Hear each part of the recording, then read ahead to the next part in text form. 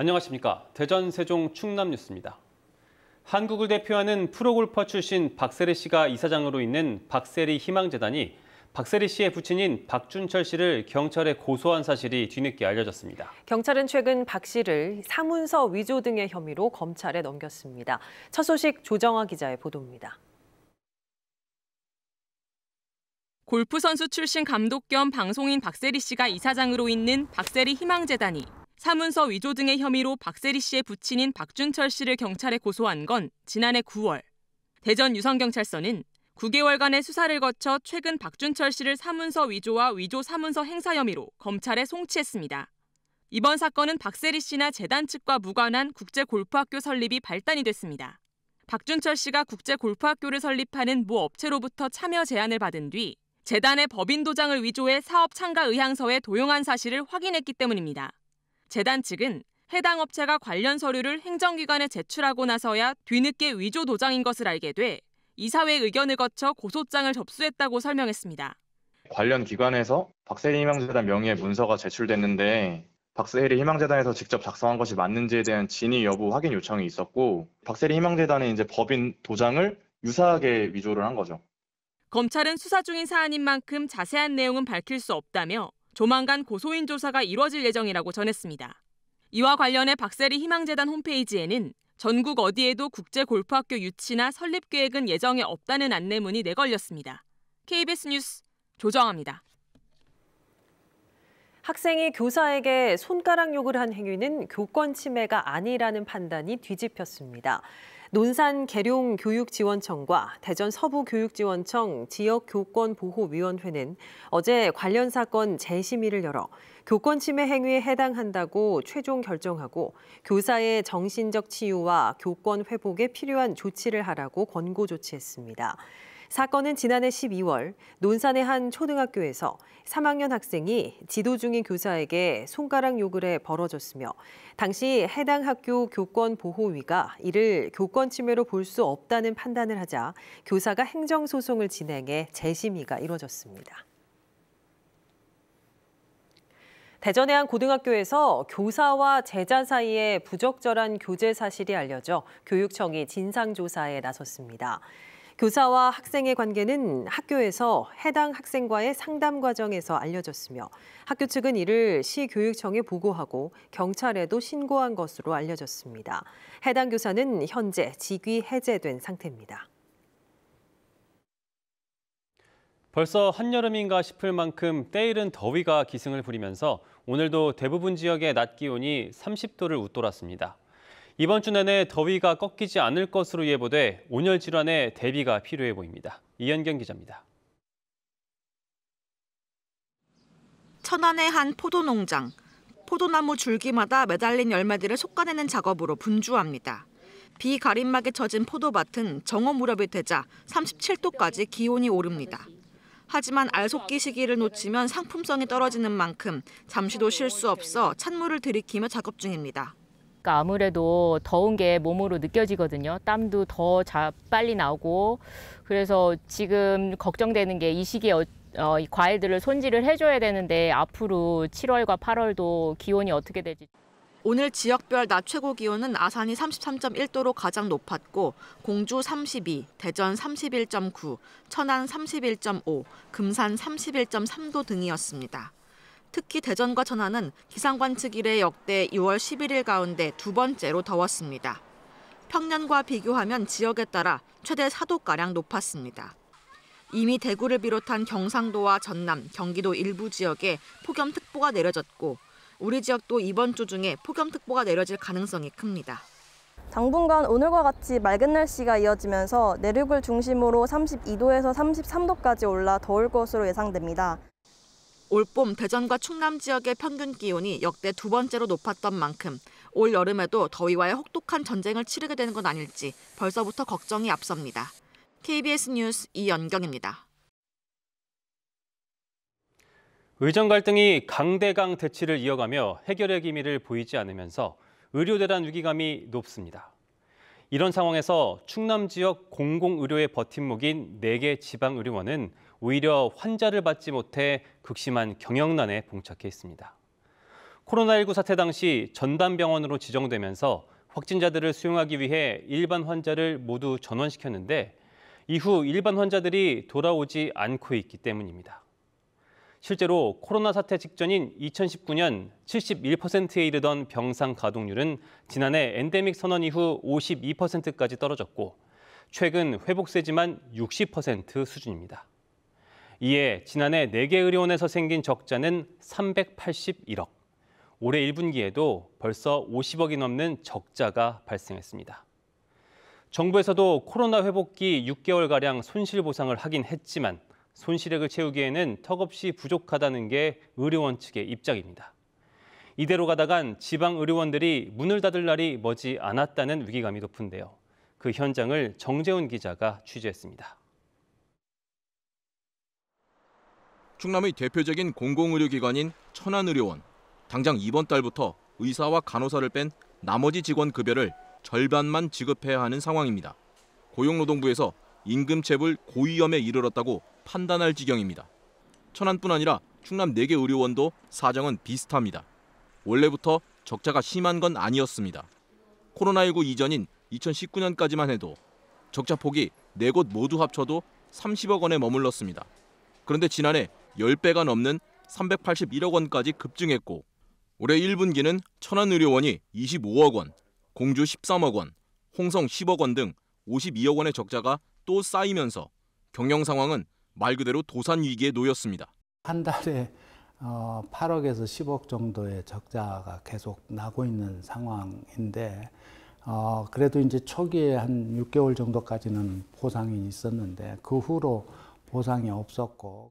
경영 악화의 원인은 코로나19 이후 급감한 병상 가동률. 보이는 것처럼 의료원 5층 병상 절반이 운영을 멈춘 채 통째로 비워져 있는 상태입니다.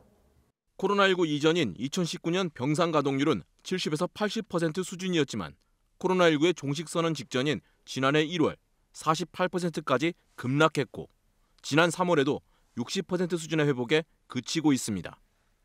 코로나19 대유행 당시 정부가 지방의료원을 코로나19 환자만을 위한 전담병원으로 쓰겠다며 일반 환자를 내보낸 뒤 2년 넘게 받지 못하게 했고 지난해 코로나19가 종식됐지만 한 번 나간 환자들이 다시 돌아오지 않은 겁니다. 결국 코로나19 장기 대응으로 인해 의료원 재정이 파탄이 난 겁니다. 코로나 전담병원에서 정말 힘들게 일하고 그 환자들을 돌보았는데 지금에 와가지고서는 임금체불에 시달려야 되는 상황을 저희는 한탄하지 않을 수가 없습니다. 추가 재정 지원은 불가하다던 충남도는 임금체불 문제마저 터져나오자 10억 원의 긴급 재정을 투입하겠다고 입장을 바꿨습니다. 하지만 이마저도 의료원 한 곳에 한 달치 인건비의 절반도 채 안 되는 상황. 근본적인 대책 없인 공공의료가 붕괴에 직면할 것이라는 위기감이 높습니다. KBS 뉴스 정재훈입니다. 순천향대학교 천안병원이 제4기 성면환경보건센터로 재지정됐습니다. 천안병원은 2011년 1기부터 이번 4기까지 연속으로 성면환경보건센터로 지정됐으며 성면 건강 영향 조사와 성면 피해자 지원 사업 등을 하고 있습니다. 성면 피해 지원 사업에 참여를 원하면 성면환경보건센터나 거주지 지자체 민원실로 신청하면 됩니다. 꿈의 컴퓨터로 불리며 기술 패권 시대의 게임 체인저로 꼽히는 양자 컴퓨터. 현재는 초전도체 기반의 극저온, 진공 상태에서만 가동되고 있는데요. 우리 연구진이 기존 소비 전력의 1000분의 1 수준 초저전력으로 양자 기술을 구현할 수 있는 소재를 개발해 상온 양자 컴퓨터 시대를 한 발 앞당겼다는 평가입니다. 박혜평 기자입니다. 구글이 공개한 양자 컴퓨터 시커머어입니다. 2m 크기의 6층 구조인 시커머어는 절대 온도인 영하 273도의 진공 상태에서 가동합니다. 극저온과 진공 장치로 현재로선 큰 부피가 불가피합니다. 이런 문제를 해결할 수 있는 기술을 한국표준연구원이 확보했습니다. 연구진은 차세대 전자소자로 주목받는 소용돌이 모양의 구조체인 스커미온을 상온의 2차원 자석 표면에서 생성하고 제어하는 데 세계 최초로 성공했습니다. 3차원에서 구현된 기존 스커미언과 비교해 저전력, 고성능 특징으로 양자 컴퓨터의 기본 단위인 큐비트 구현에 용이한 기술입니다. 2차원 자성체에서 그 스커미언을 구현을 한다는 얘기는 굉장히 작은 전류로도 이 스커미언을 움직일 수 있다는 것을 의미하고요. 기존 3차원 스커미언과 비교해 제어에 소비되는 전력은 1000분의 1 정도로 감소했고 크기는 10배 이상 작아져 양자 컴퓨터의 단점으로 꼽히는 거대한 부피와 전력난을 해소할 수 있을 것으로 기대됩니다. 핵심 기술이 이제 개발이 됐으니까 앞으로 양자 컴퓨터 큐비트, 스커미언을 활용한 양자 컴퓨터 큐비트 기술 개발에 단초가 되지 않았나 생각합니다. 2차원 스커미언의 상훈 발생과 제어 기술은 최근 미국과 중국에서도 보고됐지만 전기적 제어까지 된 것은 이번이 처음으로 상훈 양자 컴퓨터 개발에 문을 연 것으로 평가받고 있습니다. KBS 뉴스 박혜평입니다.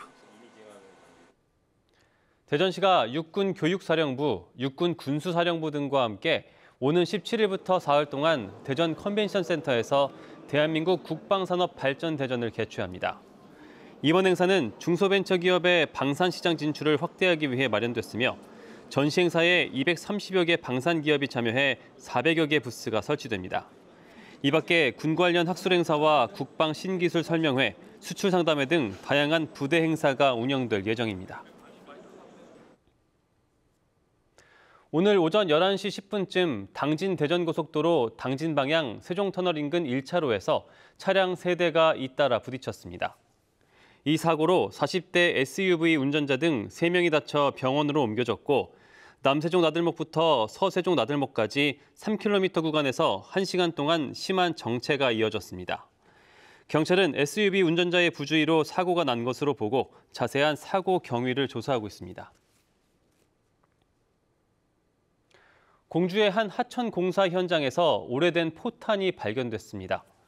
경찰과 군 당국에 따르면 오늘 오전 10시 50분쯤 공주시 주미동의 하천 공사 현장에서 포탄이 발견됐다는 신고가 접수돼 육군 폭발물 처리반이 105mm 포탄 2개를 무사히 수거했습니다.